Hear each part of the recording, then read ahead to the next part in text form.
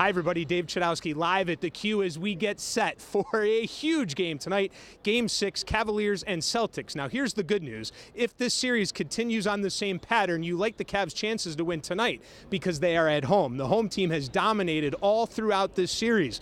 One thing we are looking at tonight, though, the Cavs face elimination for the second time in the playoffs. You would remember the first time it was against the Pacers in the first round, but the key there, the Cavs had the all-important home court advantage, and they were able to get it done in Game 7 led by LeBron. And the narrative then was, would that be the last time LeBron ever played in the Q with the Cavaliers? And you have that same narrative again tonight. Of course, the only other time since LeBron's been back they've faced elimination in the playoffs was against the Warriors in the final. They've won 7 in a row at home in the playoffs. LeBron, the best in the NBA in history when facing elimination. 33.5 points per game in 21 games. I don't enjoy being... One thing LeBron keeps saying, he likes the way the Cavs have been playing defense. Here's the Celtics this morning at the Q. Shoot around. They are a completely different team on the road. 1-6 during the playoffs. Here's the key. Here's how the Celtics could win tonight. They have been terrible from three-point land. If they hit from 3 tonight, that's how they could get it done. They don't want to take any chances and give LeBron new life. They want to get it done tonight. And let's put a bow on top here. Game 6 tonight at the Q, 8:30. Celtics lead the series 3-2. The Cavs are favored by 7.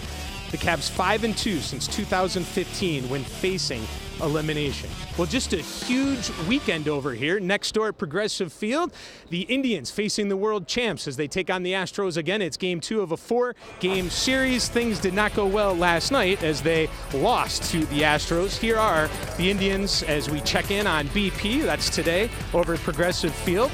Now, the Indians and Astros, you can see it right here on Channel 3 tonight as Corey Kluber gets the start. We take a look at the matchup, and the last time Kluber faced the Astros was last Saturday as they get it done against Dallas Keuchel last Saturday. Hopefully it happens again tonight.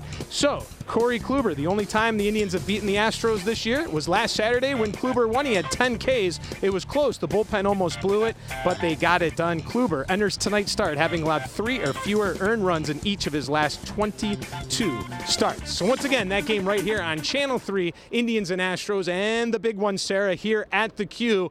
Bottom line, it's win or go home for the Cleveland Cavaliers. Let's get it done and head to Boston, shall we?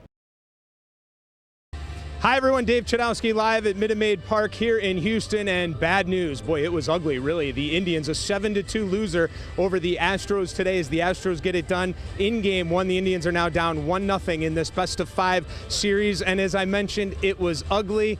At first, it looked like a pitcher's duel through the first 3 innings, but it was anything but that for Corey Kluber, as again in the playoffs, he struggles. Bottom of the 4th, he gives up a home run to Alex Bregman, and then from there, it just went south. He gave up another run in the 4th, then in the 5th, he gave up back-to-back homers to Springer and Altuve. In all, Kluber goes 4 2/3 innings, 6 hits, 4 earned runs, 2 walks, 87 pitches. That's it. This is your ace. And again, he struggles. We just talked to him in the locker room here just moments ago. He said, hey, I missed some pitches. I mean, listen, everyone, you can say, hey, is he not healthy? I say, listen, your ace got beat today.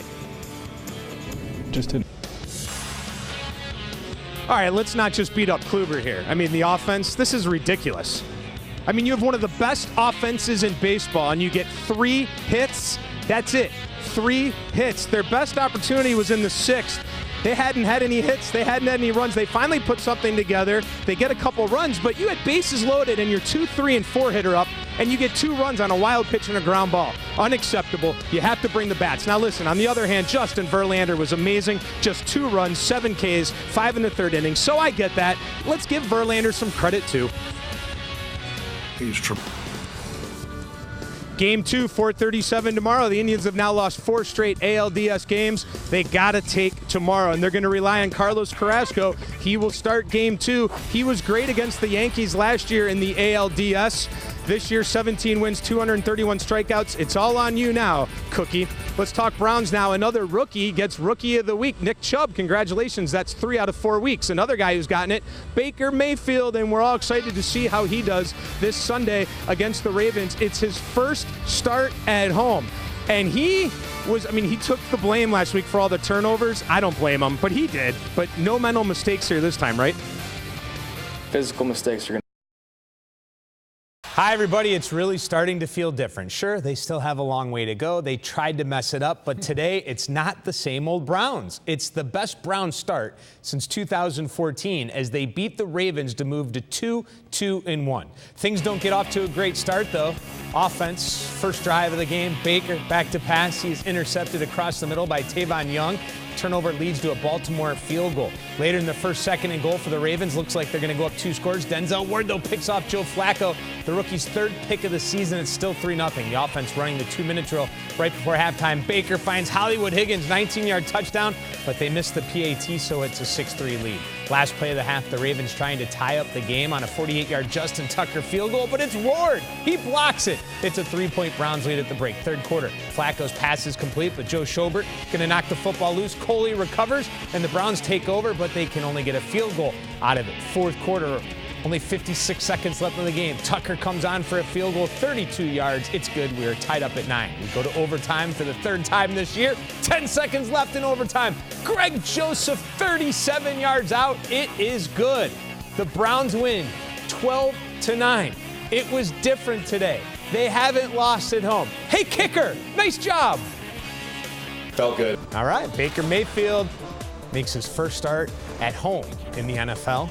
This pass to Derek Willis really changed the momentum. Moved the Browns from their own goal line and down the field, and it would set up the game-winning field goal. Baker, 25 of 43, 342 yards passing, 1 touchdown, 1 pick.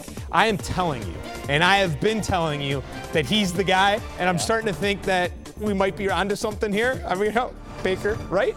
Let's hear from him. The best part about Other games in the AFC North, the Steelers just 1-2-1 coming into today, hosting the Falcons. Steelers opening drive, James Conner going in from 1 yard out. Conner, big game, rushing for 110 yards and 2 touchdowns. The Steelers never trailed in this one. They roll 41-17 to get their 2nd win of the year. Things much tighter in the Queen City. Bengals battling the Dolphins. The Bengals trailed 17-3 going into the final quarter, but what a final 15 minutes they had. They scored 24 unanswered. Andy Dalton avoids the sack and hits Joe Mixon for the touchdown. The Bengals had 2 defensive touchdowns in the 4th quarter, and they win 27-17. They are 4-1 now this year.